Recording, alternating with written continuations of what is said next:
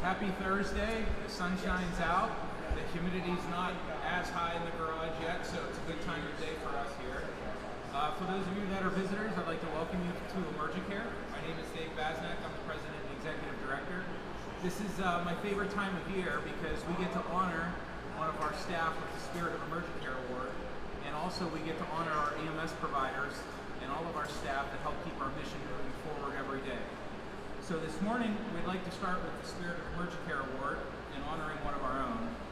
To give you some background about the award, so the Spirit of EmergyCare Award was established in 2017 through a gift from former EmergyCare employee and former board member, Joseph Hilbert. We do this annually, EMS Week.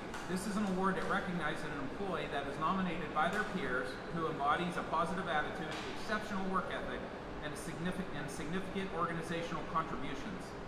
This award symbolizes the core values of our mission: to save lives and positively impact the health and well-being and the safety of the communities that we serve. And I want to take a moment, if we have any previous Spirit of EmergyCare Award winners here, do we have anyone? We have Jack Christie. Oh, Bill Gabbard.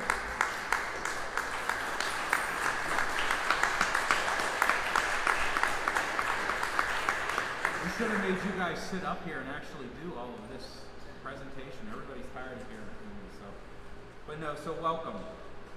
So I'm very honored to give this award this year, and so I'm going to ask Matt Aldrich to join me up front.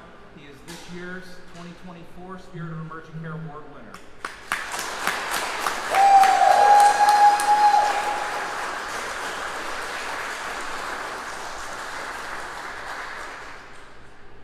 Matt's contributions to EmergyCare are truly commendable and exemplify the spirit and dedication and excellence within this organization. His positive attitude, willingness to go above and beyond, and commitment to the mission of EmergyCare have significantly impacted the team and the communities that we serve. We know that the one piece of equipment that we take on every call and impacts everybody that we touch is this thing that sits behind me, the ambulance. It's the one piece of equipment that we always touch every call that we go on. And Matt plays a key role along with the rest of the team in the fleet department to making sure that that vehicle is ready to go, that it's safe, and that it's capable of allowing us to take care of the patients in the communities that we serve. Ambulances are used for everything. In addition to transporting patients to medical facilities, they're equipped with various medical devices and supplies so that we take the treatment to wherever the patient is. It doesn't matter whether you're on Forestry Road 151 out in Warren County, or if you're down at the corner of Sassafras and 18th Street. Wherever we need to go, that vehicle goes with us. And so that's why people like Matt, keeping us safe on the road and moving forward all the time, is key. Beyond his role in fleet maintenance, Matt's commitment to excellence extends to all aspects of his work. He sets a high standard for efficiency and pride in the workplace, and his organizational skills and dedication into completing tasks are thoroughly commendable. So, on sort of a side story that took Matt outside of his normal responsibilities, which not too many people know this story, that on a warm summer day, a man parked on the curb on 19th Street, just very close over by the fleet department.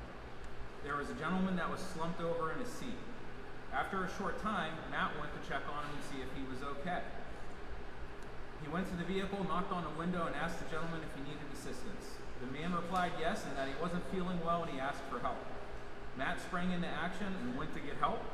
And not only did he just go help get the crews, but he got also a freshly serviced ambulance that was ready to go for the crew, ready to go, so that way they could take care of the patient right away. His quick thinking and compassionate response to a situation involved a distressed individual underscores his genuine desire to make a positive impact in people's lives. Matt demonstrated his unwavering commitment to saving lives and promoting community safety by ensuring the individual received timely medical assistance. In addition, Matt's influence on new team members is also significant, as he actively promotes a culture of support and camaraderie within this organization. His willingness to share knowledge, provide guidance, and facilitate a smooth transition for new team members reflects a genuine commitment to the well-being of the entire team. In summary, Matt's exemplary work ethic, positive attitude, and genuine concern for others makes him a deserving candidate for this award.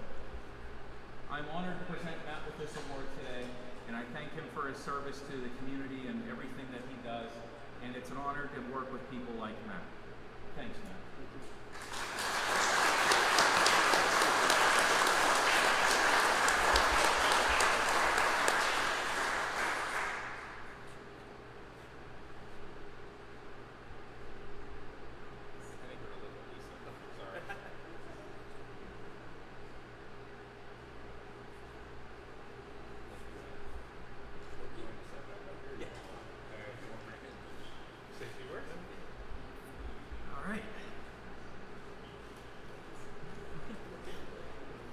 Ready for this, so I guess.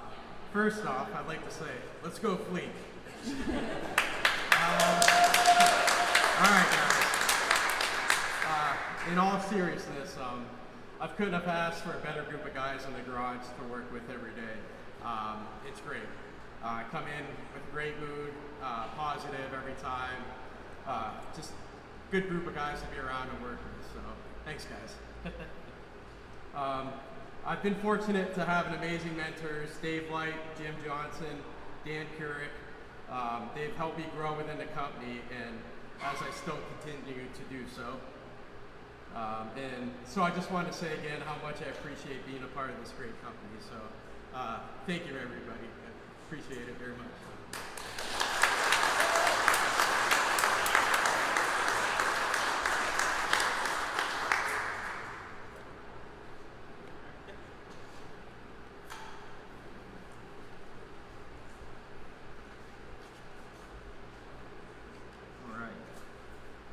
So I wanted to take this opportunity today to talk a little bit about EMS Week.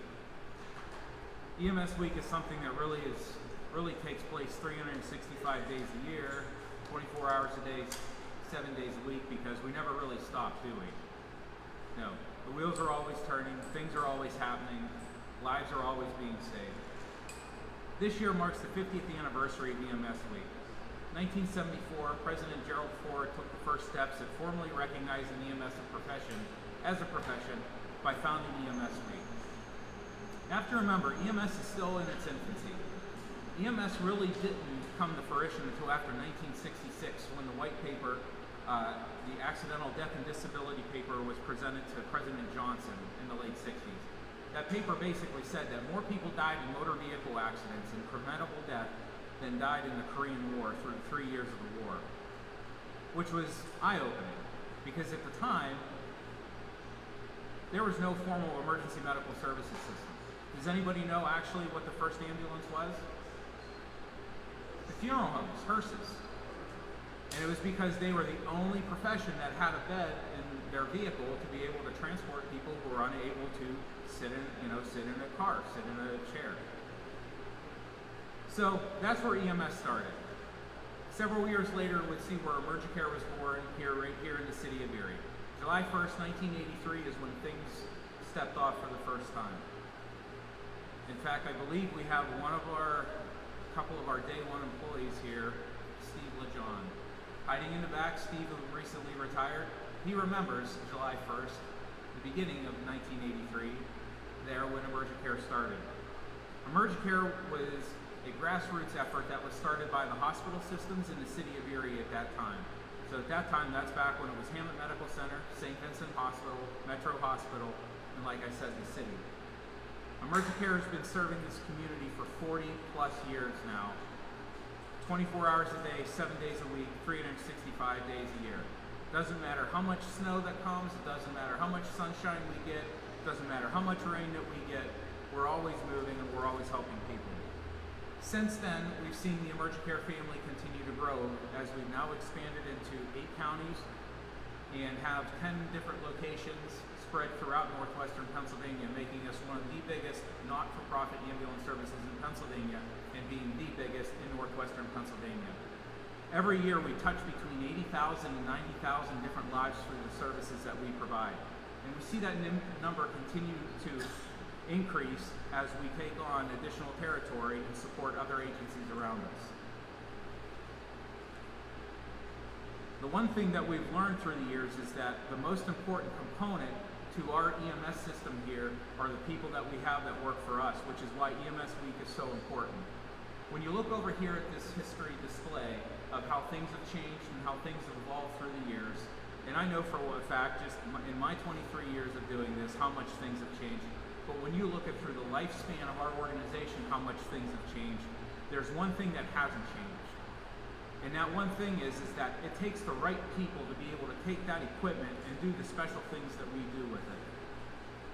So when you go through and you look at the display and stuff and you're looking through the pictures, the one thing you always notice is that there's always people involved. And if anybody knows about anything about EMS providers, is it takes the right person to be able to do the job. And so not just even EMS providers, but I think about our communications specialists. Rick Bell, who's just recently retired here. How many years did you have in, Rick? 35 years in, serving other people. Whether you're the communications specialist, whether you're working in patient services, whether you're the fleet department, it doesn't matter what department you're from. You're part of this mission and continuing to move it forward. And that's what's important. This year's theme for EMS Week is honoring our past and forging our future. Because here's the reality is that we have to continue to evolve. We have to continue to make sure that we remain on the cutting edge, because that's the expectation of what the people have that we serve and the communities that we serve.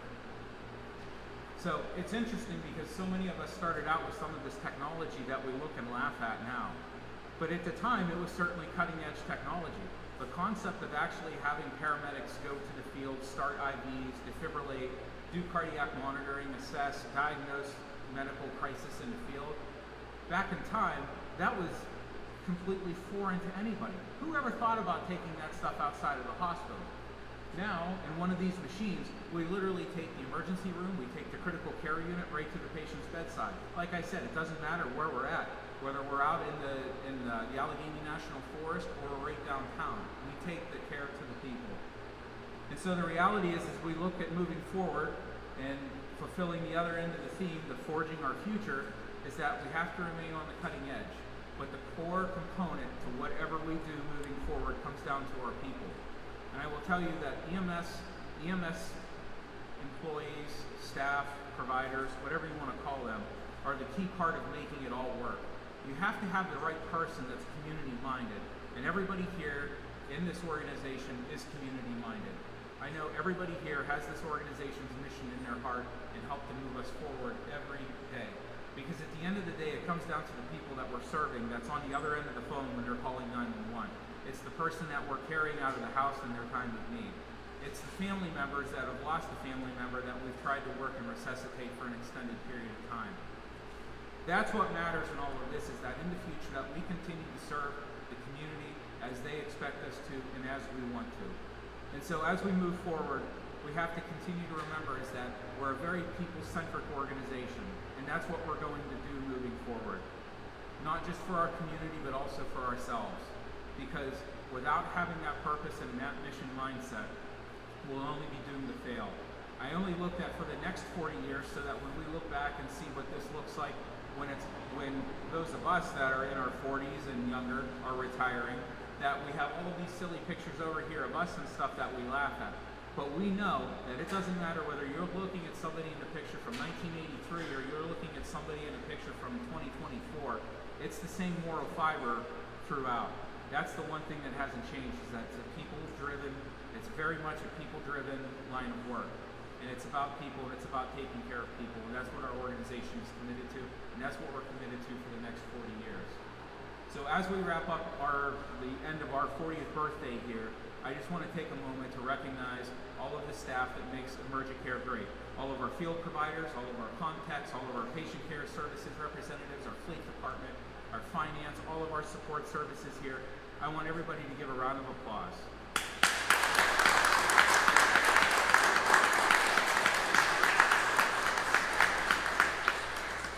From the bottom of my heart, it's an honor to work with you every day as we execute our mission here and the different facets and everything that we do. Thank you for providing me the opportunity to speak out here today. Thank you for coming and listening to me drone on for another 10, 15 minutes here. Thank you for all that you do every day. Thanks.